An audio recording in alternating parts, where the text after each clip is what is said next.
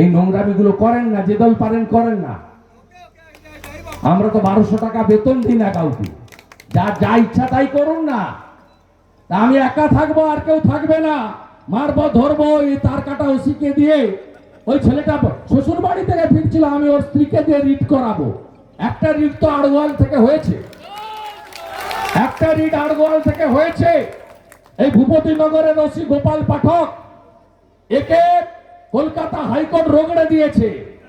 তার কাটাকেও বলে গেলাম, সত্যজিৎকে আপনি যে মিথ্যা মামলায় দিয়েছেন আমরা সব জানি, সিসিটিভি ফুটেজ আছে।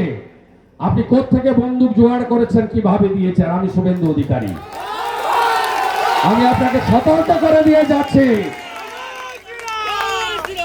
আর আপনাদের বলবো 23 তারিখ বিকাল পর্যন্ত কোনো ফাঁদে পা দিবেন না। 23 তারিখ সন্ধ্যার পরে সেন্ট্রাল প্যারামিলিটারি ছেড়ে দেব গোটা পটাশপুরে। সব অঞ্চলে ইন্ডিপেন্ডেন্ট কিউআরটি থাকবে সিএপিএফ এর। প্রতি বুথে, এর আগের ফেজে 4 জন ছিল, এবারে 6 জন 8 জন করে প্যারামিলিটারি। আমি সারা রাত্রি ভোটের আগের দিন জেগে থাকি।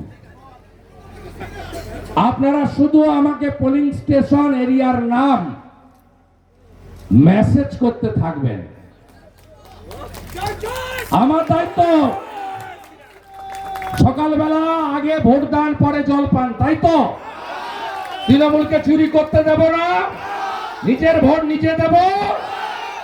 আপনাদের বলি, ভারতীয় জনতা পার্টি জিতলে কি কি হবে তার আগে বলে দিই, তৃণমূলের চোরগুলো বাড়িতে যাচ্ছে 3টে করে জিনিস নিয়ে।